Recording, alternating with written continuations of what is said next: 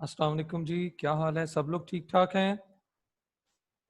Okay जी, next topic start करते हैं। कल तो मैंने थोड़ा सा आपका टेस्ट भी लिया, आपसे क्वेश्चंस पूछे और माशाल्लाह से सारे क्वेश्चंस आपने आंसर किए, दैट्स वेरी फाइन। तो आज थैंक यू। आज फिर अब नेक्स्ट शुरू करते हैं। आज हमारा थ्योरी का कोर्स इंशाल्लाह कंप्लीट हो जाएगा, ठीक है जी। और कल से फिर प्रैक्टिकल शुरू करेंगे। तो थ्योरी में इंफॉर्मेशन सिक्योरिटी वाला हमारा टॉपिक चल रहा था, उसी को आगे कंटिन्यू करते हैं। उसमें लास्ट में कल हमने कुछ पढ़ा था कि डेटा सिक्योरिटी के लिए हम कौन कौन से जो भी मेजर्स लेते हैं, कौन से तरीके हम अप्लाई करते हैं, ठीक है जी। डेटा सिक्योरिटी मतलब यहाँ पे बहुत सारी चीजें होती हैं। कुछ होती है डेटा कम्युनिकेशन, डेटा एक जगह से दूसरी जगह तक जा रहा है, उसको कैसे सिक्योर करना है। लेकिन हमारा ज्यादा ये था कि हमारे कंप्यूटर में कुछ डेटा है, how we will secure that data. तो उसको डेटा सिक्योरिटी पे ज्यादा चीजें हमने पढ़ी थी। तो अभी देखते हैं, उसी को बस कंप्लीट करते हैं आज इंशाल्लाह। ये मुझे उम्मीद है कंप्लीट हो जाएगा। डेटा सिक्योरिटी से रिलेटेड बैकअप लेके भाई डेटा को सिक्योर कर सकते हैं यूपीएस लगा के। अच्छा, यूपीएस लगाने से भाई कैसे, तो ये थोड़ा सा बता देता हूँ। अक्सर क्या होता है कि आपके कंप्यूटर में डेटा है, डेटा स्टोरेज डिवाइस में पड़ा हुआ है। अच्छा, स्टोरेज डिवाइसेस जो है ना, ये मैकेनिकल डिवाइसेस होती हैं। इनमें यानी एक मटेरियल है वो मूव कर रहा है, प्लेट्स होती हैं वो मूव कर रही होती हैं।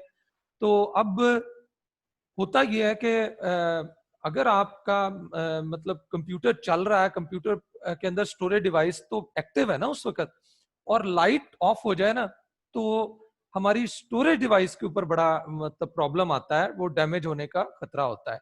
लेकिन आजकल एक नई स्टोरेज डिवाइसेस आ गई हैं, सॉलिड स्टेट स्टोरेज डिवाइसेस। ये जरा याद रखना है, ये मतलब आपको समझाने के लिए बता रहा हूं, ये यहाँ पे पॉइंट नहीं दिया हुआ। तो ये भी हम लिख सकते हैं कि हम स्टोरेज डिवाइसेस कौन सी इस्तेमाल करें। यूज एसएसडी स्टोरेज डिवाइसेस, मतलब ये यहाँ तो नहीं है तो कोई मसला नहीं है, पेपर में भी शायद ना पूछा जाए। लेकिन ये आजकल एक नया, जैसे यूपीएस का बताया है कि यूपीएस यूज करें। क्यों यूपीएस यूज करें? क्योंकि यूपीएस जो है, जब एक चलते चलते लाइट कंप्यूटर की ऑफ होगी ना, तो कंप्यूटर के अंदर जो स्टोरेज डिवाइसेस हैं उसके अंदर वो जो मोटर रोटेट कर रही होती है ना, वो डैमेज होती है थोड़ी सी, उसके अंदर प्रॉब्लम आता है। प्लेट्स को जो जिनके अंदर डेटा स्टोर होता है उसके अंदर कोई इशू आ सकता है, इस तरह के प्रॉब्लम्स जो है वो आते हैं। तो यहाँ पे ये जो है ना, इस तरह की चीजें हैं, ऐसे इश्यूज जो हैं वो आ सकते हैं। तो अब ये है कि दूसरा इसका हल ये भी है कि आप अपने कंप्यूटर्स के अंदर एसएसडी यूज करें। ये सॉलिड स्टेट स्टोरेज डिवाइसेस होती हैं, ये आजकल जो लेटेस्ट है, महंगी हैं कंपैरेटिवली, लेकिन सॉलिड स्टेट स्टोरेज डिवाइसेस जो है वो बहुत जबरदस्त है इस पर्सपेक्टिव में। कंप्यूटर चलते चलते ऑफ भी हो जाए, स्टोरेज डिवाइस को कुछ नहीं होता, ठीक है जी। लेकिन जो नॉर्मली जो हम स्टोरेज डिवाइसेस यूज करते हैं, हार्ड डिस्क वगैरह, उसके अंदर ये इशू इस टाइप के आ सकते हैं, ठीक है जी। क्लियर है? बहरहाल आगे चलते हैं। Email usage policy. अब अगला टॉपिक देखो, पहले जरा देखे, तीन हिस्से देखे। सबसे पहले बताया इंटरनेट यूजेज पॉलिसी, ठीक है जी, कि इंटरनेट यूजेज की क्या पॉलिसीज होनी चाहिए किसी भी कंपनी के अंदर। ये इंटरनेट यूजेज पॉलिसीज हैं, यहां से लेकर कि कंपनी को कुछ इंटरनेट के ऊपर कुछ रिस्ट्रिक्शन लगानी चाहिए, स्पेशल पॉलिसीज बनानी चाहिए, ताकि इंटरनेट के जरिए से वायरस हमारे कंप्यूटर में कम आए और हमारा कंप्यूटर हैक ना हो सके। अच्छा, हमारे कंप्यूटर का जो डेटा है उसको सिक्योर करने के लिए कुछ कंट्रोल्स, कुछ पॉलिसीज, कुछ रूल्स, कुछ बेस्ट प्रैक्टिसेस वो बता दी। अब इंटरनेट में भी ज्यादा ईमेल्स के थ्रू भी बहुत ज्यादा अटैक किया जाता है कंप्यूटर्स के ऊपर, और कंप्यूटर्स को हैक करने की कोशिश की जाती है। तो ईमेल से रिलेटेड भी पॉलिसीज तो तीन हिस्सों में यहां पे डिवाइड कर दिया। एक है ओवरऑल जो पॉलिसी है इंटरनेट को यूज करने की पॉलिसी, दूसरा है डेटा सिक्योरिटी के जो कंट्रोल्स हैं, तीसरा है ईमेल यूजेज पॉलिसी के ईमेल्स को कैसे इस्तेमाल किया जाए। अगर आप इन यानी तरीकों को यूज करेंगे तो फिर कम चांसेस होंगे कि आपका कंप्यूटर हैक हो जाए, और वायरस आने के भी कम चांसेस होंगे। Prohibiting the use of personal email account for business matter. तो ये पहले भी थोड़ी सी बात हुई थी, मैंने आपको पर्सनल ईमेल एड्रेस का भी बताया था। जाहिर सी बात है पर्सनल ईमेल एड्रेसेस हम अपने कामों के लिए यूज करते हैं, ठीक है जी। तो दूसरा जो है बिजनेस ईमेल एड्रेसेस जो है वो हम यूज करते हैं। जाहिर सी बात है जिस कंपनी में मैं काम कर रहा हूँ वो मुझे एक स्पेशल ईमेल एड्रेस दे देंगे, इससे वो मेरी ईमेल्स को ट्रैक भी कर सकेंगे कि मैं कोई जो भी कंपनी से रिलेटेड काम करूंगा, कंपनी की कोई ईमेलिंग करूंगा कंपनी के पार्टनर्स के साथ, तो वो मेरी ईमेल उसी एड्रेस के ऊपर आएगी और उसको मेरी कंपनी के जो ओनर्स हैं वो चेक भी कर सकते हैं कि इसमें कौन सी ईमेल आ रही है, कौन सी जा रही है। तो ठीक है, वो चेक करें क्योंकि मैं उन्हीं की कंपनी के लिए काम कर रहा हूँ, if I am working over there, ठीक है जी। तो यहाँ पे ये बताया हुआ कि आप पर्सनल ईमेल अकाउंट्स को बिजनेस मैटर्स के लिए यूज ना करें। इससे भी जाहिर सी बात है कंपनी को जो है वो नुकसान होगा कि अगर आपका पर्सनल ईमेल अकाउंट किसी तरह से हैक हो गया तो उससे कंपनी की बिजनेस इंफॉर्मेशन जो है लॉस हो जाएगी, because you have used your personal email address for business matters. तो उसमें जाहिर सी बात है बिजनेस से रिलेटेड ईमेल्स वगैरह पड़ी हुई होंगी। चेक ईमेल रेगुलरली, ये मतलब ईमेल्स को रेगुलर चेक करें। रेगुलर चेक करने का भाई मतलब ये जनरल पॉलिसीज भी बताई हुई हैं इसके अंदर। फायदा इसका यही है, जाहिर सी बात है कि आपको अपने जो भी काम है उसका सही तरीके से पता चल जाता है। मैं अगर मेरी कंपनी में कुछ एम्प्लॉइज हैं तो मैं उन्हें कहता हूँ भाई ईमेल जो है वो अपना ऑन रखा करो ताकि नोटिफिकेशन भी आपको आ जाए, रेगुलरली चेक करते रहा करें ताकि आपको पता चले। हो सकता है ईमेल के अंदर ही आपको शाम की मीटिंग के बारे में ईमेल आई हो, और आजकल जो कंपनीज के अंदर ऐसे ही होता है, अब वो लेटर शेटर वाला काम, पेपरलेस इन्वायरमेंट बनता जा रहा है। ऑर्गेनाइज ईमेल एफिशिएंटली, ईमेल्स को एफिशिएंटली ऑर्गेनाइज करें। आजकल जिस तरह हम अपने कंप्यूटर में फोल्डर्स बना लेते हैं, दूसरा जो चैप्टर है उसमें चीजें ही इस तरह की हैं बेसिकली विंडोज की, के फोल्डर कैसे बनाते हैं, फाइल कैसे बनाते हैं, फोल्डर को कॉपी कैसे करते हैं, पेस्ट करते हैं, बहुत सिंपल सिंपल चीजें हैं। तो जिस तरह हम अपने कंप्यूटर में ऑर्गेनाइज करने के लिए फोल्डर बना लेते हैं, इस तरह ईमेल्स के अंदर भी आप फोल्डर्स या लेबल्स बना सकते हैं। ये भी एक मतलब अच्छा तरीका होता है। मिसाल के तौर पर मैंने मेरा पर्सनल ईमेल एड्रेस है तो उसमें मैंने दो फोल्डर्स बनाए हुए हैं, एक का नाम रखा हुआ है स्टूडेंट्स और एक का नाम रखा हुआ है फैमिली, और तीसरे का हो सकता है फ्रेंड्स। तो मैंने बहुत सारे अपने फैमिली मेंबर्स के ईमेल एड्रेसेस को सेट किया हुआ कि इनकी तरफ से जो भी ईमेल आए वो इस फैमिली वाले फोल्डर में या लेबल में चले जाए, और जो मेरे स्टूडेंट्स हैं ये स्टूडेंट्स हैं जो ज्यादा मेरे साथ इंटैक्ट होते हैं, तो ये इनकी ईमेल्स जो है इस फोल्डर में चले जाएं और या इस लेबल में चले जाएं, और ये जो है मेरे फ्रेंड्स हैं इनके जो जो ईमेल आए वो इसमें आ जाए। तो इस तरह से उसको ऑर्गेनाइज किया जा सकता है। अब मैं फ्रेंड्स वाले फोल्डर को जब क्लिक करूंगा या लेबल को क्लिक करूंगा, मुझे सिर्फ वही ईमेल्स नजर आएंगी जो मेरे फ्रेंड्स की तरफ से आई हैं, ठीक है जी। Use of professional standards and courtesy in message. अच्छा, ये वैसे इनमें बहुत सारे पॉइंट्स, अब मैं थोड़ा सा बता दूं, इनमें बहुत सारे पॉइंट्स ऐसे भी हैं जो शायद इंफॉर्मेशन सिक्योरिटी से ताल्लुक नहीं रखते लेकिन एफिशिएंट ईमेलिंग से रिलेटेड रखते हैं। तो ये थोड़ा सा, अभी तक तो ऊपर जितने भी हमने पॉइंट पढ़े वो सारे सिक्योरिटी से रिलेटेड ही थे, लेकिन इसमें मैं स्पेशली आपको कह रहा हूं कि कुछ पॉइंट्स ऐसे हैं जो एफिशिएंट ईमेलिंग के लिए तो ठीक है, माना जा सकता है, लेकिन उनका शायद सिक्योरिटी से कोई इतना ताल्लुक नहीं है। जैसे कि ईमेल जब आप करें तो उसका जो कर्टेसी मैसेज है, जैसे स्टार्ट में आप उसको वेलकम या अस्सलाम वालेकुम या जो भी आपने कहना है, ठीक है जी, और जो है वो मैसेजेस जैसे कुछ कर्टेसी मैसेज होते हैं जिससे भी आप बात करते हैं बिजनेस कम्युनिकेशन में, सारा आपको मेरा ख्याल है बताते होंगे इस तरह की सारी बातें कि आपने जब किसी क्लाइंट को लेटर लिखना है तो कैसे लिखना है, ठीक है जी। तो आप अपनी कंपनी के जो है वो सीईओ से या कंपनी के जो भी एचआर मैनेजर है उससे आपने कोई छुट्टियों का के लिए रिक्वेस्ट करनी है कि जी मुझे 10 छुट्टियां चाहिए, मैं आउट ऑफ सिटी मेरी फैमिली है तो मैं वहां पे जो है ईद के लिए जाना चाह रहा हूँ, तो इस टाइप के सारा आपको बताते होंगे। मेरा ये it's not my subject at the moment, लेकिन मतलब बात वही है कि ईमेलिंग के लिए आप वो जो कर्टेसी मैसेजेस जो हैं वो यूज करें, मतलब उससे आपकी ईमेलिंग बेहतर होगी। जिसको आप ईमेल करेंगे वो आपकी ईमेल पे थोड़ा ध्यान देगा कि ये वाकई एक अच्छे बिजनेस पर्सपेक्टिव में मुझे ईमेल लिखी हुई है। अच्छा जी, prohibit email use for unlawful purpose, मतलब गलत कामों के लिए आप ईमेल को ना यूज करें, बस ठीक है। तो फ्रॉडुलेंट एक्टिविटी के लिए, मतलब ये कंपनीज की पॉलिसीज होती हैं कि हमारे ईमेल एड्रेस को यूज करते हुए आप किसी के साथ भी जो है वो गलत फ्रॉड या कोई ऐसी बात, या किसी को आप जो है वो हरासमेंट कर रहे हैं या किसी को कोई ऐसा, या कॉपीराइट इन्फ्रिंजमेंट कर रहे हैं कि कोई ऐसी जो है वो फाइल्स हैं जो कि कॉपीराइट, मतलब जो आपने बाय नहीं की बल्कि चोरी की है, कोई बुक है वो आप दूसरों को शेयर कर रहे हैं थ्रू ईमेल, तो ये भी गलत है बात, यानी ये भी email policy. Prohibiting email use outside your firm policy, और फिर जो भी ये पॉलिसीज हैं ये वाली सारी, इनसे हट के आपने कोई भी ईमेल जो है वो यानी इनको फॉलो करते हुए आपने ईमेल करनी है।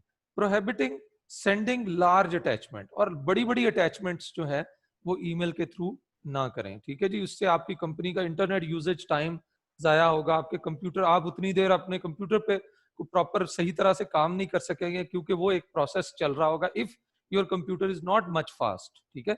और अगर बहुत फास्ट है फिर शायद पता ही ना चले, आप कहते हैं सर मैं तो ईमेल के साथ फाइल सेंड करके भेजता भी रहता हूँ, साथ अपना काम भी करता रहता हूँ, तो आपके पास प्रॉबेबली शायद जरा बेहतर कंप्यूटर है, ठीक है जी। और इंटरनेट की स्पीड भी मेरी फर्क नहीं पड़ता, इसका मतलब है इंटरनेट का कनेक्शन भी आपका अच्छा है। Prohibiting opening email attachment from unknown sources, ये पहले भी 2-3 दफा बात हो चुकी कि ईमेल जो अननोन ईमेल आए आपको उसको नहीं आपने ओपन करना, ठीक है जी। अक्सर हमें अननोन ईमेल्स आई हुई होती हैं और आमतौर पर वो बड़ी टेम्पटिंग होती हैं कि you have won a prize, ठीक है जी, लास्ट चांस फॉर डिस्काउंट, इस टाइप की ईमेल्स आपको आती हैं। तो इस तरह के ये अक्सर इनके अंदर जो है वो इस तरह का कोई कंटेंट होता है, यानी मिलिशियस सॉफ्टवेयर होता है जो आपको, जाहिर सी बात है, जो आपके कंप्यूटर को हैक करने में उस बंदे को हेल्प कर सकता है। Prohibiting accessing email accounts of other individual, और आपने जैसे आप चाहते हैं कि आपका ईमेल अकाउंट सिक्योर रहे, तो इस तरह दूसरे लोग भी चाहते हैं, तो आपके ऊपर यह भी रिस्ट्रिक्शन है कि आपने किसी के ईमेल अकाउंट को एक्सेस करने की कोशिश नहीं करनी।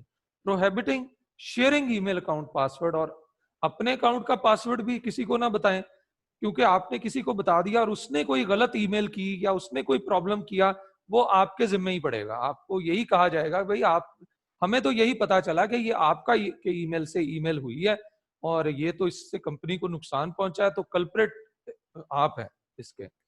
तो ये हुआ क्यों? क्योंकि आपने अपना पासवर्ड किसी के साथ शेयर कर दिया था। तो ईमेल पासवर्ड जो है वो ना शेयर करें किसी से, ठीक है जी। Prohibiting prohibiting excessive personal use of your firm's email, इसके अलावा आप अपनी कंपनी के जो फर्म की जो है ईमेल एड्रेस है उसको पर्सनल यूज के लिए इस्तेमाल ना करें। ऊपर लिखा था कि अपने पर्सनल ईमेल से बिजनेस मैटर्स के लिए ईमेल्स ना करें, और यहाँ पे उलट है बात, ये भी बिल्कुल सही है, यानी ऐसा भी नहीं करना चाहिए कि हम अपने पर्सनल यूज के लिए अपनी कंपनी के ईमेल एड्रेस को, बिजनेस ईमेल एड्रेस को यूज कर रहे हैं।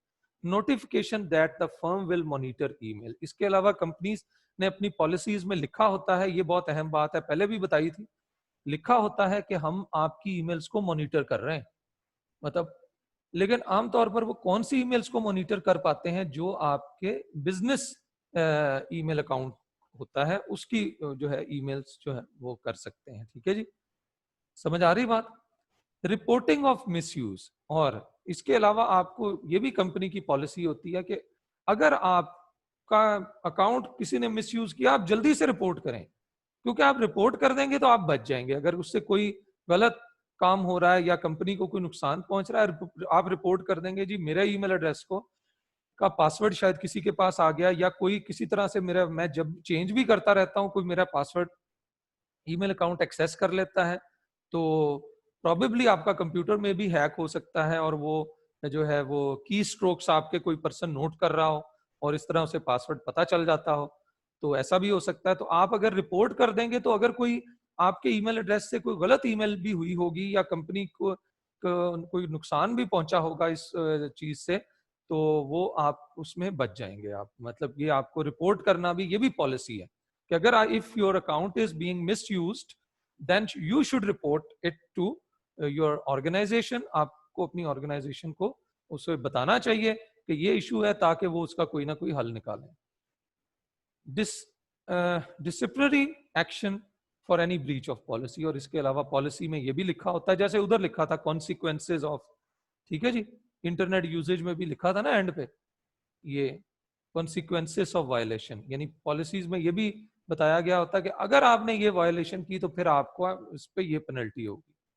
तो इसी तरह इसमें भी कॉन्सिक्वेंस ऑफ वो disciplinary action for any breach, वो लिखा होता है कि अगर आपने ये ईमेल ब्रीच है, ईमेल पॉलिसी को जो है वो आपने जो है ब्रीच किया, तो फिर आपको ये एक्शन भुगतना पड़ेगा। ठीक है जी, चलें जी आगे चलते हैं। अगला टॉपिक है लॉगिंग ऑफ यूजर डेटा। अच्छा, ये कॉन्सेप्ट अब समझना है। लॉगिंग ऑफ यूजर डेटा भी एक अहम काम है जिसके जरिए से इंफॉर्मेशन सिक्योरिटी को बेहतर बनाया जाता है। अभी 3 चीजें हमने पढ़ी। इंटरनेट यूजेज पॉलिसीज बनाई जाती हैं ताकि इंफॉर्मेशन सिक्योरिटी को, हमारे कंप्यूटर्स की सिक्योरिटी को बेहतर बनाया जाए। ठीक है। दूसरा, हमने डेटा सिक्योरिटी कंट्रोल्स हमने पढ़े। डेटा की सिक्योरिटी, डेटा को सिक्योर करने के लिए जो भी तरीके इख्तियार किए जाते हैं उन्हें कहते हैं डेटा सेफ्टी कंट्रोल या डेटा सिक्योरिटी कंट्रोल्स। ठीक है, कंट्रोल्स एंड बेस्ट प्रैक्टिसेस। ठीक है जी। तो और फिर हमने ईमेल यूजेज पॉलिसीज पढ़ी कि ईमेल के जरिए से भी अक्सर अटैक लॉन्च करते हैं हैकर। तो उसके अगर इन पॉलिसीज को फॉलो किया जाए तो फिर जो है डेटा सिक्योरिटी बेहतर हो सकती है, प्रॉब्लम से बचा जा सकता है। लॉगिंग ऑफ यूजर डेटा, अब ये है कि जो यूजर्स का डेटा है उसको रिकॉर्ड करना। लॉगिंग ऑफ यूजर डेटा बिल्कुल ऐसा ही है जैसे कोई कॉलेज है, यहां पे कॉलेज में कोई पर्सन आ रहा है, कोई जा रहा है, तो एक गार्ड है वो नोट कर रहा है जी कौन आ रहा है। कोई विजिटर आ रहा है, उसको विजिटर का कार्ड दे दिया और उसका नोट कर लिया जी आप किससे मिलने आए हैं। किसी कंपनी में आप जाते हैं, आप अपने मतलब किसी आप रिलेटिव से ही मिलने जा रहे हैं, अपने किसी जो है भाई बहन से मिलने जा रहे हैं, फादर से मिलने जा रहे हैं, लेकिन वो आपको पहले वो पूछते हैं जी अच्छा जी किससे मिलना है जी, अच्छा इनसे मिलना है, आप बता देते हैं उनका, वो आपको फिर इजाजत दे देते हैं उनसे पूछ के, और आपका टाइम भी नोट कर लेते हैं, इस टाइम पर आप आए थे और इस टाइम पर आप गए। और इसी तरह जो है वो सारी ये इंफॉर्मेशन जो है एक रजिस्टर के ऊपर आमतौर पर वो स्टोर करते रहते हैं। इस अमल को कहते हैं लॉगिंग ऑफ डेटा। यहाँ यूजर डेटा ना कहें, यहाँ पे आप कह लें गेस्ट डेटा कह लें। ठीक है जी, तो जो भी आप नाम देना चाहते हैं, यूजर भी कह सकते हैं, वो भी यूजर्स ही है ना। ठीक है जी, या पीपल है, लॉगिंग ऑफ पीपल डाटा, जो भी लोग आ रहे हैं जा रहे हैं। तो हम क्योंकि कंप्यूटर यूजर होते हैं, तो कंप्यूटर को भी जो पर्सन चला रहा है, जिसने अभी पासवर्ड दिया, जिसने कितने घंटे, मतलब मैंने कंप्यूटर, मेरा कंप्यूटर है या मेरी कंपनी का कंप्यूटर है, उस पर जो है वो जो है मॉर्निंग में एक और पर्सन शिफ्ट में काम करता है और इवनिंग शिफ्ट में कोई और पर्सन काम करता है। तो कंप्यूटर उनका डेटा भी नोट कर रहा है, लॉगिंग ऑफ, कि कब ये पर्सन लॉग इन हुआ, कब इसने कंप्यूटर चलाना शुरू किया, क्या पासवर्ड दिया, पहली दफा पासवर्ड गलत दिया, दूसरी दफा सही पासवर्ड दिया, फिर ये लॉग इन हो गया, उसके बाद ये काम करता रहा, इसने इस सॉफ्टवेयर पे 3 घंटे काम किया, फिर इसने बंद कर दिया सॉफ्टवेयर, फिर आधा बैठा रहा आधा घंटा, फिर इसने ये सॉफ्टवेयर ऑन चलाया, फिर बंद कर दिया 3 घंटे के बाद। तो ये सारा, इस सारे अमल को कहते हैं लॉगिंग ऑफ यूजर डेटा।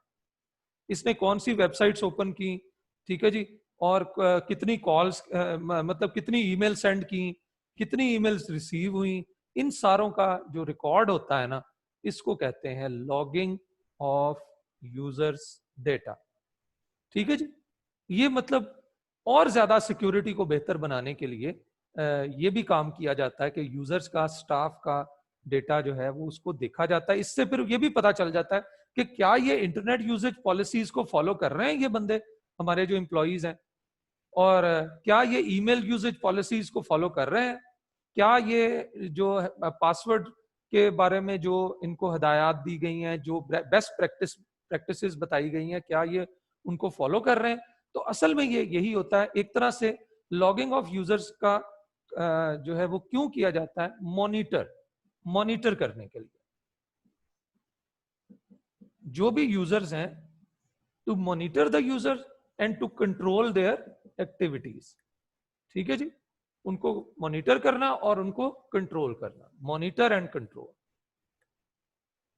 बुनियादी मकसद लॉगिंग ऑफ यूजर डेटा का क्या है कि ठीक है जी, अब तो पॉलिसीज बना दी, इंटरनेट यूजेज पॉलिसीज बना दी हमने, जो है वो पॉलिसीज बना दी, क्या कहते हैं, ईमेल्स की पॉलिसीज बना दी, हमने डेटा सिक्योरिटी के लिए पॉलिसीज बना दी, कंट्रोल्स अप्लाई कर दिए, लेकिन फिर भी अभी इश्यूज जो हैं वो रह गए। तो अब इस मकसद के लिए फिर हम ये यूज करते हैं logging off users data, users के डाटा को लॉग कर लेते हैं और फिर उसके मुताबिक जो है वो हम काम करते रहते हैं, ठीक है जी, और उनको मॉनिटर करते रहते हैं, उनको कंट्रोल करते रहते हैं। क्लियर है जी, बात समझ आ गई? लो जी, क्या क्या चीजें फिर रिकॉर्ड करते हैं? Logs are typically either event oriented और की स्ट्रोक ओरिएंटेड। ये थोड़ा सा समझना है कि की स्ट्रोक ओरिएंटेड लॉगिंग क्या होती है और इवेंट ओरिएंटेड। इवेंट ओरिएंटेड ये है कि कौन पर्सन कब लॉग इन हुआ, कब कब उसने कौन सा सॉफ्टवेयर ओपन किया, ये है इवेंट ओरिएंटेड। कब लॉग आउट हुआ, कब कंप्यूटर से जो है वो साइन आउट हो गया, कब इंटरनेट की ये वेबसाइट ओपन की, ये सारे हैं इवेंट ओरिएंटेड इवेंट। और की स्ट्रोक ओरिएंटेड है कि उसने क्या क्या टाइप किया, ईमेल में क्या लिखा, इसको मैसेज क्या किया, वो मैसेज क्या था। ये की स्ट्रोक ओरिएंटेड जो है वो रिकॉर्डिंग है कि की स्ट्रोक तक, की स्ट्रोक रिकॉर्डिंग ज्यादा सेंसिटिव है।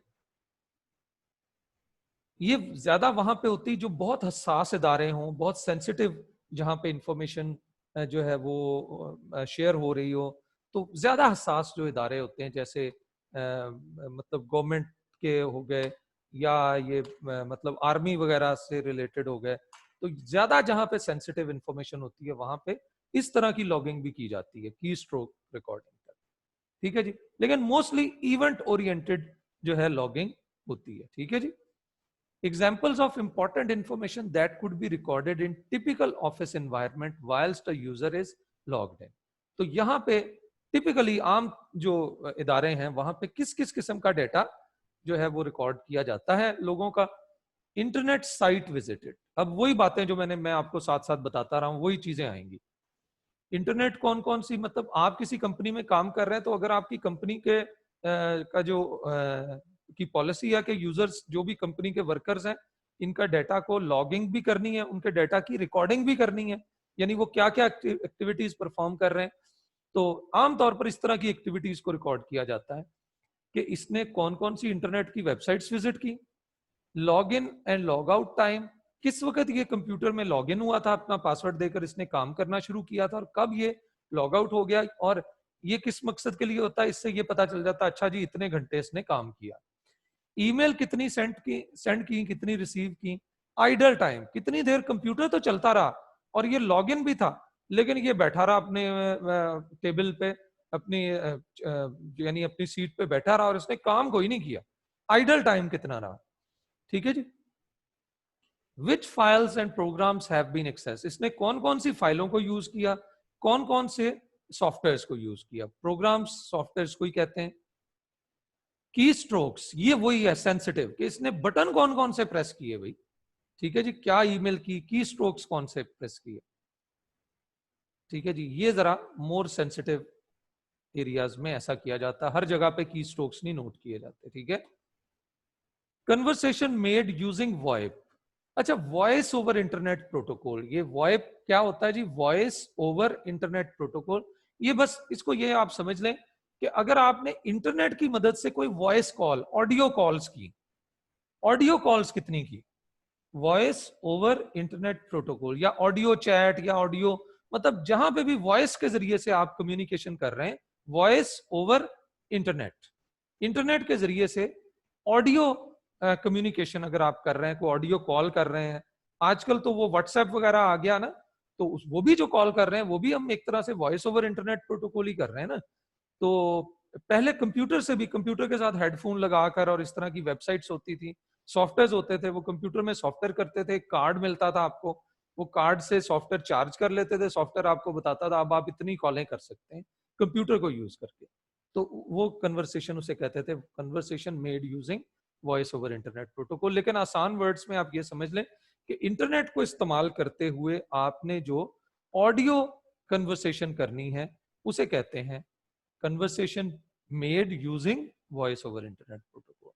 Number of log in attempts and entry of incorrect password, ये भी नोट करते रहते हैं जो बिजनेस कंपनीज के जो सर्वर सिस्टम्स होते हैं। आमतौर पर सर्वर सिस्टम्स हैं जिनके पास ये सारा लॉग रिकॉर्ड होके जा रहा होता है कि कितनी दफा इस पर्सन ने कंप्यूटर पे लॉग इन ट्राई किया और कितनी दफा इसने गलत पासवर्ड दिया और कब इसने सही पासवर्ड दे दिया। Details of documents faxed and sent to a printer. ठीक है जी, क्लियर? कितने इसने जो है डॉक्यूमेंट फैक्स किए, कितने दफा इसने प्रिंटर को के जरिए से डेटा प्रिंट किया। विंडोज एड, अच्छा जी, ये हो गया जी लॉगिंग ऑफ यूजर डेटा वाला हमारा टॉपिक खत्म हो गया। अच्छा, अब ये मैं थोड़ी सी आपको बात बता दूं, ये पर्सन होता है विंडोज जो बिजनेस ऑर्गेनाइजेशंस होती हैं वहां पे एक पर्सन होता है, उसको उसका टाइटल या जॉब टाइटल होता है नेटवर्क एडमिनिस्ट्रेटर। एडमिनिस्ट्रेटर, ठीक है, नेटवर्क एडमिनिस्ट्रेटर। नेटवर्क एडमिनिस्ट्रेटर के पास भी अथॉरिटीज होती हैं कि वो यूजर्स का डेटा भी लॉगिंग ऑफ यूजर डेटा वो भी सारा कुछ चेक कर सकता है। इस तरह की सारी इंफॉर्मेशन जो है वो उसके पास जा रही होती है। किसके पास? नेटवर्क एडमिनिस्ट्रेटर के पास। और उसने कंप्यूटर पे एक विंडोज एडमिनिस्ट्रेटर अकाउंट बनाया होता है। आम बंदे को वो विंडोज एडमिनिस्ट्रेटर अकाउंट नहीं दिया जाता, क्योंकि जिसके पास ये अकाउंट आ गया वो फिर सारों का डेटा देख सकता है, वो दूसरों का डेटा देख सकता है। तो ये अथॉरिटी सिर्फ किसके पास होती है? वही नेटवर्क एडमिनिस्ट्रेटर के पास। इवन कंपनी का कोई ओनर भी देखना चाहता है इंफॉर्मेशन, तो वो नेटवर्क एडमिनिस्ट्रेटर को कहेगा कि आपके पास इस बंदे का सारा डेटा मौजूद होगा कि ये इसने क्या क्या, कौन कौन से सॉफ्टवेयर यूज करता रहा, कितने दिन इसने ये काम किया, कितने दिन ये काम ही नहीं किया, आया ही नहीं है, और कितने दिन आके भी इसने कोई काम नहीं किया, मुझे वो सारा डेटा लेकर आओ। तो वो किसके पास अथॉरिटी होगी? नेटवर्क एडमिनिस्ट्रेटर के पास। वो चेक कर, उसके पास नेटवर्क एडमिनिस्ट्रेटर उस पर्सन के जॉब रोल है, ये समझो उसका जॉब टाइटल है, और उसके पास हमारे कंप्यूटर्स के ऊपर एक अकाउंट होता है, जिस तरह हमारा अकाउंट होता है यूजर अकाउंट, उस अकाउंट को कह देते हैं विंडोज एडमिनिस्ट्रेटर अकाउंट। और जिसके पास ये अकाउंट हो वो प्रोग्राम्स के इवेंट की इंफॉर्मेशन ले सकता है, इनका लॉग चेक कर सकता है कि कौन कौन से सॉफ्टवेयर इनको कौन कौन यूज करता रहा, सिक्योरिटी रिलेटेड इवेंट्स की इंफॉर्मेशन ले सकता है कि किस किस ने पासवर्ड लगाया, कब पासवर्ड गलत एंटर किया, कब से। ये सिक्योरिटी रिलेटेड इवेंट ही है ना जी, पासवर्ड लगाना, पासवर्ड को अप्लाई करना, पासवर्ड को जो है वो एंटर करना, लॉगिन होना, ये सारे सिक्योरिटी रिलेटेड इवेंट है। सेटअप इवेंट होते हैं कंप्यूटर के अंदर कोई सॉफ्टवेयर इंस्टॉल करने के अमल को सेटअप भी कहते हैं। जिस तरह कोई प्लॉट था उसके ऊपर घर बनाने के अमल को कहा जा सकता है ना, सेटअप कर दिया, एक सेटअप बना लिया। या कोई सिर्फ एक आपके पास कोई प्लेस थी, कोई जो है वो इमारत थी, लेकिन आपने उसको इमारत को कॉलेज बना दिया, और या आपने स्कूल बना दिया, यूनिवर्सिटी बना दिया कि जी वो अब इमारत जो है जी वो एक यूनिवर्सिटी सेटअप करेंगे वहां पे हम। तो ये जो है ऐसे इवेंट्स को कहते हैं सेटअप इवेंट। लेकिन कंप्यूटर में तो यूनिवर्सिटी नहीं ना बनानी भाई। तो कंप्यूटर में क्या है जी, कंप्यूटर में नए नए सॉफ्टवेयर इंस्टॉल करने के अमल को क्या कहते हैं? Setup event. इंस्टॉल करना, अनइंस्टॉल करना, अपडेट करना, ये सारे क्या होते हैं? सेटअप इवेंट होते हैं। तो इस तरह के इवेंट्स को भी ये विंडो एडमिनिस्ट्रेटर जो है ना वो लॉग इनका भी लॉग रख सकता है, इनका रिकॉर्ड रख सकता है। लॉग का जहां पे लफज आए, आप रिकॉर्ड करना भी कह सकते हैं। ठीक है जी, फॉलोइंग लॉग्स, ये फॉलोइंग रिकॉर्ड वो मेंटेन कर सकता है। ठीक है जी। सिस्टम इवेंट, हमारे कंप्यूटर के साथ कब कोई नई हार्ड डिस्क अटैच की गई, हार्डवेयर से, आमतौर पर ये ओवरऑल सिस्टम से रिलेटेड इवेंट होते हैं। कब कोई यूएसबी अटैच की गई, तो इस तरह के इवेंट्स को भी ये रिकॉर्ड कर सकता है कि कौन कौन से इवेंट हुए, और फिर वो सारी डिटेल बता सकता है कंपनी के ओनर्स को, और कहाँ किसी ने पॉलिसी को जो है वो वायोलेट किया। इस तरह की चीजें जो है वो ये पर्सन जो है नेटवर्क एडमिनिस्ट्रेटर, जिसके पास विंडोज अकाउंट होता है, वो इन सारी चीजों को रिकॉर्ड कर सकता है। फॉरवर्डेड इवेंट ऐसे होते हैं कि जैसे मिसाल के तौर पर मेरे कंप्यूटर के पास, ये थोड़ा सा समझ लेना, फॉरवर्डेड इवेंट क्या है? मैं अपने कंप्यूटर से फाइल को प्रिंट करना चाहता हूं, ये एक इवेंट है, लेकिन मेरे कंप्यूटर के साथ प्रिंटर ही अटैच नहीं है। तो मैं कमांड देता हूं कि ये फाइल प्रिंट हो जाए, ये कमांड जाती है हमारे सर्वर के पास। सर्वर क्या करता है? उसके साथ प्रिंटर अटैच है, वो मेरी कमांड को एग्जीक्यूट करके प्रिंट कर देता। मैं जहां सर्वर पड़ा हुआ है मैं वहां जाके जो भी बंदा उसे कहता हूँ ये मैंने फाइल एक प्रिंट करने के लिए दी थी, ये मुझे फाइल दे दें, तो वो फाइल मुझे दे देगा। ठीक है जी। ऐसे इवेंट्स को कहते हैं फॉरवर्डेड इवेंट्स। ठीक है जी। लो जी, इस तरह के जितने भी इवेंट्स वगैरह हैं उन सारों को का रिकॉर्ड रख सकता है कौन? Windows administrator account. और विंडोज एडमिनिस्ट्रेटर अकाउंट किसके पास होता है? नेटवर्क एडमिनिस्ट्रेटर के पास। यानी नेटवर्क एडमिनिस्ट्रेटर एक जॉब टाइटल है कि मतलब आपने जब किसी कंपनी में पूछना है कि अच्छा जी ये किसके पास ये रिकॉर्ड सारे होंगे, तो आपको पूछना पड़ेगा कि यहाँ नेटवर्क एडमिनिस्ट्रेटर कौन है, तो नेटवर्क एडमिनिस्ट्रेटर के पास वो डेटा मौजूद होगा। ठीक है जी। लें जी, लास्ट टॉपिक है हमारा थ्योरी का, सेफ गार्डिंग स्टोर्ड डेटा। अब कंप्यूटर पे जो डेटा स्टोर है उसके लिए आप कौन सी एहतियाती तदाबीर आप अप्लाई कर सकते हैं जिससे आपका स्टोर्ड डेटा महफूज रहेगा। डेटा स्टोर हो गया, पड़ा हुआ है कंप्यूटर पे, लेकिन आप चाहते हैं कि कोई और इस डेटा को व्यू ना कर सके, सिर्फ लीगल लेजिटिमेट यूजर्स जो हैं वो देख सकें, और ये डेटा कहीं डैमेज भी ना हो जाए। ये भी मतलब बात है कि अगर डैमेज भी हो गया तो तब भी प्रॉब्लम होगा। तो इसके लिए काफी सारे तरीके यूज किए जाते हैं। चार जो है वो तरीके यहाँ पे बताए गए हैं। Maintain version control file so that you always working on latest version of document the files in database. This is particularly important with documents that require editorial input or with database files for multiple user.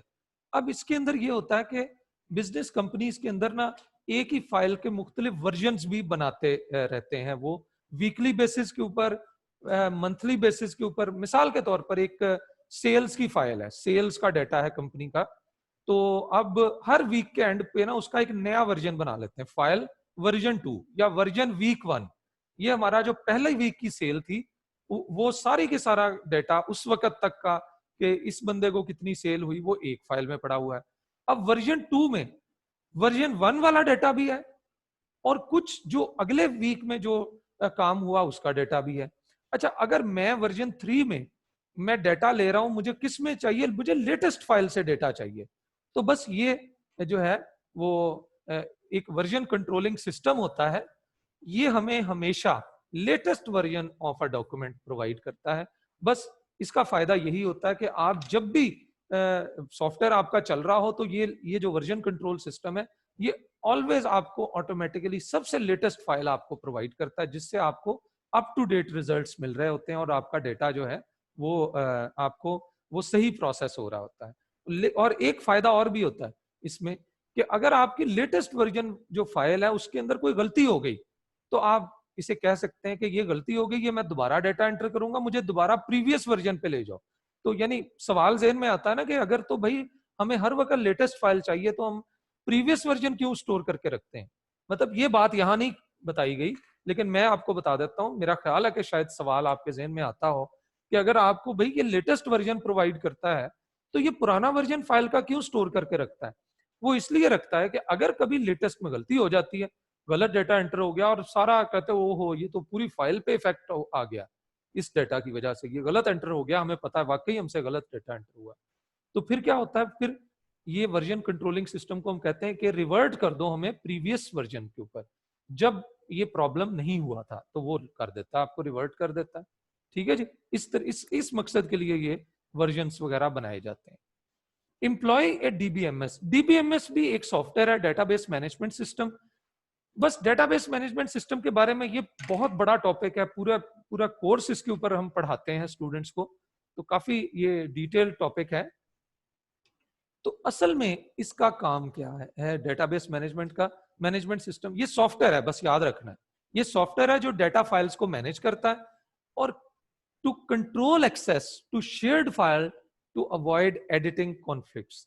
बस आपने ये ज़हन में रखना है कि अगर कोई ये फाइल्स को कंट्रोल करता है, पहली बात ज़हन में रखना, ठीक है? डेटाबेस फाइल्स को कंट्रोल करता है, ऐसी फाइल जिनमें बहुत सारा डेटा पड़ा होता है, और ये डेटा जो है उसको इस तरह से कंट्रोल करता है कि हर यूजर को अप टू डेट डेटा मिलता है। और दूसरी बात है ये डेटा की इंटीग्रिटी को कंट्रोल करता है। तीसरी बात ये है कि ये एक फाइल है उसके अंदर कुछ डेटा को देखने की इजाजत है, एक लो लेवल एम्प्लॉई है वो सिर्फ डेटा को व्यू कर सकता है और एक हायर लेवल एम्प्लॉई है वो उसको चेंज भी कर सकता है। जैसे एक कंपनी के अंदर एक बंदे को इजाजत है कि ये प्राइस चेंज भी कर सकता है, और एक दूसरे बंदे को इजाजत है वो सिर्फ प्राइस व्यू करके कस्टमर को बता सकता है कि इस प्रोडक्ट की प्राइस इस वक्त ये है, और ये जो पर्सन है ये चेंज भी कर सकता है। तो यानी फाइल शेयर्ड है, लेकिन एक बंदे को एडिट करने की इजाजत है, दूसरे को एडिट करने की इजाजत नहीं है उस शेयर्ड फाइल को। इसको कंट्रोल कौन करता है? Database management system. उसको सारा पता होता है कि इसको इजाजत है, इसको नहीं है, वो इन सारी चीजों को कंट्रोल करता है। Routinely checking the accuracy of standing data. अच्छा, स्टैंडिंग डाटा याद रखना है, स्टैंडिंग डाटा और स्टैटिक डाटा। स्टैंडिंग डाटा वो होता है जो यूजुअली चेंज नहीं होता, उसे कहते हैं स्टैंडिंग डाटा, ठीक है, या स्टैटिक डाटा भी कहते हैं। स्टैटिक डाटा या स्टैंडिंग डाटा, जैसे किसी कंपनीज के अंदर इंप्लॉय कोड वो नहीं चेंज होगा, बैंक अकाउंट नंबर, आपका बैंक अकाउंट नंबर नहीं चेंज होगा, ये स्टैंडिंग डाटा होता है। और डायनेमिक डाटा कौन सा होता है? आपके अकाउंट बैलेंस चेंज होता रहता है, जब भी ट्रांजैक्शन होगी अकाउंट बैलेंस चेंज हो जाएगा, बल्कि ना भी ट्रांजैक्शन करें बैंक वाले वैसे ही हर महीने तो सर्विस चार्जेस कुछ ना कुछ आपकी कटौती कर लेते हैं, तो वो चेंज होता ही रहता है आपका। तो बहरहाल आपका बैलेंस जो है वो क्या है? वो डायनेमिक डाटा। कोई भी ऐसा डाटा जो वक्त के साथ साथ चेंज होता रहे उसे कहते हैं डायनेमिक डाटा, और जो चेंज ना हो, जो एक जैसा ही रहे, अगर चेंज भी हो तो शायद कभी ओकेजनली उसे कहते हैं स्टैंडिंग डाटा। तो किसी इंप्लॉय का अकाउंट नंबर, किसी बैंक अकाउंट होल्डर का account number, employee code, student registration number, ये इस तरह का सारा डेटा जो होता है ये क्या है? ये स्टैंडिंग डाटा। तो ये एक्यूरेट होना चाहिए। अगर ये एक्यूरेट नहीं हुआ तो सारा का सारा, क्योंकि इसके ऊपर सारा जो डायनेमिक डाटा भी डिपेंड कर रहा होता है, ठीक है जी। तो ये इसको भी चेक करते रहना चाहिए, मतलब हमारा ऐसा कंप्यूटराइज सिस्टम होना चाहिए जो स्टैंडिंग डाटा को ऑलवेज एक्यूरेट रखे, ठीक है जी। तो ओवरऑल रूटीनली उसको चेक करता रहे। मतलब ये कुछ वेज हैं जिसकी मदद से आपके डेटा के अंदर प्रॉब्लम्स जो हैं वो और कम से कम हो जाएंगी। Avoid data duplication with stored data, as this can lead to inconsistency in master file and loss of integrity. Data duplication नहीं होनी चाहिए। मिसाल के तौर पर एक ही अकाउंट के अंदर अगर आपने 50,000 रुपए सबमिट किया और जो एंट्री करने वाला बंदा है उससे वो 2 एंट्रीज हो गई, तो वो 50,000 नहीं है बल्कि 1 लाख रुपया ऐड हो जाएगा उस अकाउंट के अंदर। तो ये डेटा डुप्लीकेशन आमतौर पर कंप्यूटर ने तो एक बटन दबाने से ही होता है ना जी प्रोसेस। कई दफा ऐसा होता है कि हम 2 दफा बटन प्रेस कर देते हैं।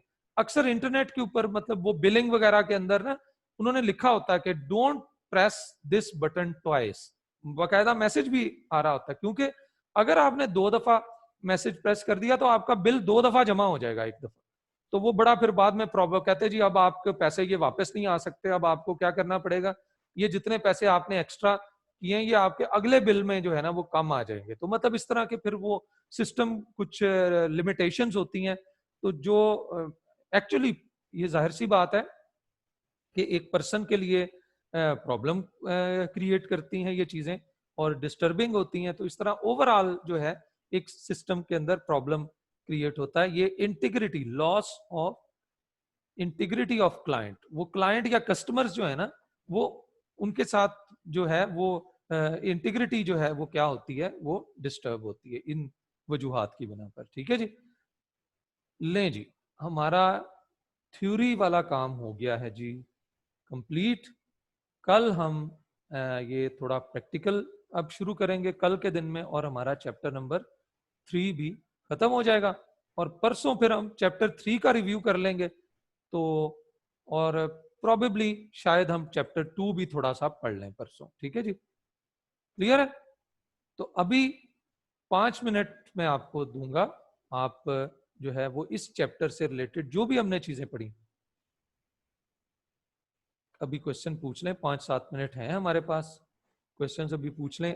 आगे नहीं मैं अभी पढ़ाऊंगा, प्रैक्टिकल का काम है वो कल से इंशाल्लाह शुरू करेंगे, ठीक है जी। आपके 3-4 क्वेश्चंस ले लेते हैं।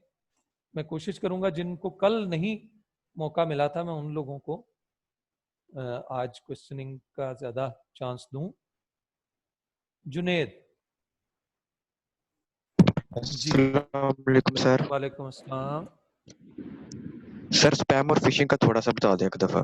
स्पैम और फिशिंग देखें, दो बिल्कुल डिफरेंट चीजें हैं। स्पैम क्या है? अननोन ईमेल्स और मैसेजेस, उसे कहते हैं स्पैम। अननोन ईमेल और मैसेजेस, आपके मोबाइल पे कोई अननोन ईमेल्स आ रहे हैं जिनकी आपने नहीं उनको कहा ना, आप वो चाहते हैं कि हमें ये ईमेल लोग मैसेजेस भेजें, उन अननोन ईमेल्स को मैसेजेस को हम कहेंगे स्पैम। अच्छा, फिशिंग एक अलहदा चीज है। फिशिंग क्या है कि अपने आप को जाहिर करना। फिशिंग ये है, देखो जरा बात सुने, मतलब मुझे कोई आके ये कहे कि मैं टिप्स कॉलेज का जो है जी वो मैं मैनेजर हूं, और ये ना आपकी ये अहम इंफॉर्मेशन जो है ना जी, टिप्स कॉलेज वालों को आपका ये डेटा ना वो कह रहे हैं कि जी हमने एचईसी को भेजना है, तो वो आप मुझे दें। तो this is actually called fishing. अपने आप को वो लेजिटिम, हालांकि वो पर्सन उसका कोई टिप्स कॉलेज से ताल्लुक नहीं है, लेकिन वो मुझे कॉल करके या मुझे व्हाट्सएप से या किसी तरह से वो मुझे कह रहा है कि मैं तो जो है ना जी मैनेजर हूं, I am the new manager over there, और give me this specific information of yours so that we can send it to HEC. तो वो मुझे कह रहा है कि इस तरह से मैं मुझे आप ये वाला अपनी ये वाली इंफॉर्मेशन अपनी दो, और ताकि हमने जो है ना इसको एचईसी को सेंड करना है। तो actually that person is pretending, वो अपने आप को जाहिर कर रहा है कि मैं वाकई एक लेजिटिमेट पर्सन हूं। तो बिल्कुल इसी तरह इंटरनेट के ऊपर भी आपको कुछ ऐसी ईमेल्स आ जाती हैं, मतलब वो प्रिटेंड कर रहे होते हैं जैसे हम फेसबुक के रिप्रेजेंटेटिव हैं, कि जी फेसबुक ने आपके जो प्रोफाइल को जो है ना वो सिलेक्ट कर लिया है, और आपको जो है ना इतना प्राइस मिलेगा, तो आप ये फेसबुक को लॉगिन करके और आप अपनी ये पर्सनल इंफॉर्मेशन यहाँ पे बता दें, फेसबुक पे एक दफा जल्दी से लॉगिन हो जाए। प्रिटेंड अपने आप को कर रहे होते हैं कि लाइक कि वो फेसबुक के कोई रिप्रेजेंटेटिव है, और वो आपको कह रहे होते हैं कि जल्दी से फेसबुक पे लॉगिन हो। और वो जब आप क्लिक करते हैं और लॉगिन, आपके पास एक पेज आ जाता है, वो भी आपको फेसबुक जैसा लग रहा होता है, और आप उसमें अपना यूजर नेम पासवर्ड दे देते हैं, बस वही बात खत्म हो जाती है। वो असल में यूजर नेम पासवर्ड उनके पास चला जाता है, और आपको वो एक मैसेज दे देते हैं कि जी ठीक है आप लॉगिन हो गए, और आपको ये कुछ दिन बाद इन्फॉर्म कर दिया जाएगा। बस उसके बाद वो दिन नहीं आता कभी भी। ठीक है जी, तो that this is how fishing works. ठीक है थैंक यू सर। जी। उमर फारूक।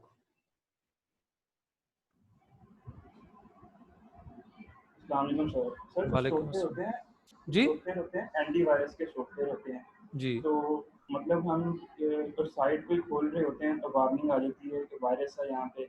ऐसा कोई एंटी हैकिंग सॉफ्टवेयर नहीं होते कि हमें कोई ईमेल आई है तो खोलने से पहले ही वो वार्निंग आ जाए कि बिल्कुल हैकर होते पीछे हैं, ना होते ना हैं, खोलें। होते हैं ईमेल। मतलब आपके इवन जो आप ईमेल चेक कर रहे होते हैं ना, इसमें गूगल और याहू वगैरह ये खुद एवास्ट पता नहीं कौन सा इस तरह का कोई सॉफ्टवेयर है, वो ऐसा उसको वास्ट एंटीवायरस क्या होता हाँ वो उन्होंने खुद ही लगाया होता है, वो बता देते हैं आपको। ठीक है जी, बाकी आप अपने कंप्यूटर के अंदर भी सॉफ्टवेयर इंस्टॉल करके उसकी वो ईमेल स्कैनिंग का लगा सकते हैं, ऑप्शन होते हैं ऐसे। आपको ट्राई है? करने ऐसा पड़ेंगे दो चार सॉफ्टवेयर, बस यही है। ऐसा सर कौन सा सॉफ्टवेयर है एंटी हैकिंग का? वास्ट ही देख लें आप, वास्ट ठीक है मतलब। लेकिन देखो एक बात मैं आपको पक्की बता दूं, मैं अपनी बात बता रहा हूं कि मुझे 25 ईयर्स कंप्यूटिंग की फील्ड में हो गए। ठीक है जी, तो 45 ईयर मेरी एज, 44 ईयर मेरी एज है, मतलब मैं सिंस आई वॉज 19, मैं 19 मेरी एज थी, तो मैं उस वक्त से जो है वो कंप्यूटिंग कर रहा हूँ, कंप्यूटर्स को यूज कर रहा हूँ। तो मैं अभी तक ये आपको ये नहीं कह सकता कि कोई भी ऐसा सॉफ्टवेयर आ गया जो परफेक्ट आपको सोल्यूशन प्रोवाइड करे हर वायरस अटैक के खिलाफ। तो ये ऐसे ही है जैसे वो कह लें शैतान है ना, अल्लाह ताला ने उसको मोहलत दी हुई है कयामत तक के भाई वो इंसानों को जो है वो गलत रास्ते पे लगाता रहे। तो ये भी वायरस और एंटीवायरस का चक्कर भी ऐसे ही चलता रहेगा। अल्लाह ताला, शैतान चक्कर चलाता रहता है, अल्लाह ताला इंसान को सपोर्ट करता रहता है। इंसान को अगर अल्लाह ताला से हम मदद मांगते रहे तो अल्लाह ताला हमें बचाता रहता है शैतान से। ठीक है ना, तो ये भी ऐसे ही है।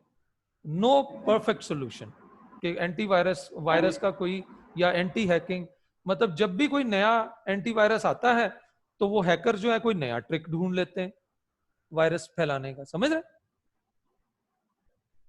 ठीक है सर।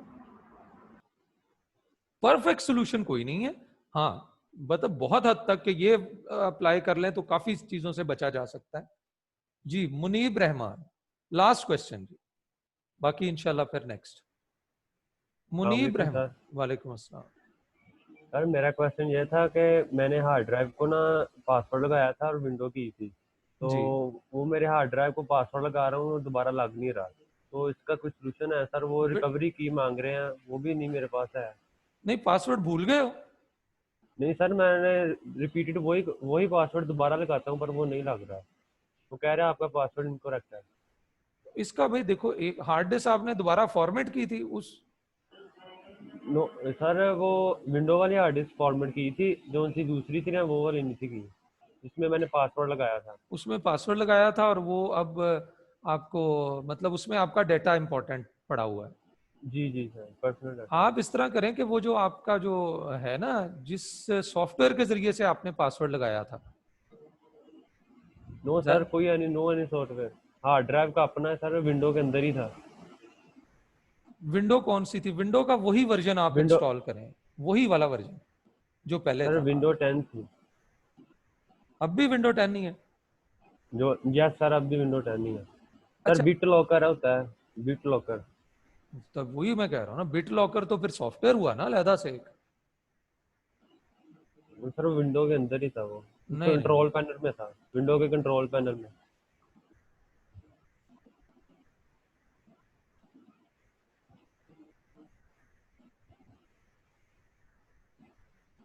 कहाँ है कंट्रोल पैनल में?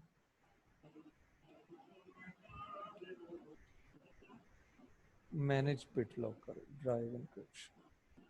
जी सर यही है, तो यहाँ मैंने ई वाली को लगाया था। तो उसके बाद फिर आपने जो है वर्जन यही वाला इंस्टॉल किया सेम विंडो का? नो सर, वर्जन और है। वर्जन और है ना, तो वर्जन वही वाला करो आप, वही वाला करके फिर ट्राई करो, उम्मीद है कि हो जाएगा। Okay sir, thank. ठीक है, ले जी, ओके। आज के लिए इतना ही काफी है, फिर अल्लाह हाफिज। कल से फिर प्रैक्टिकल शुरू करेंगे, चैप्टर 3 ही है।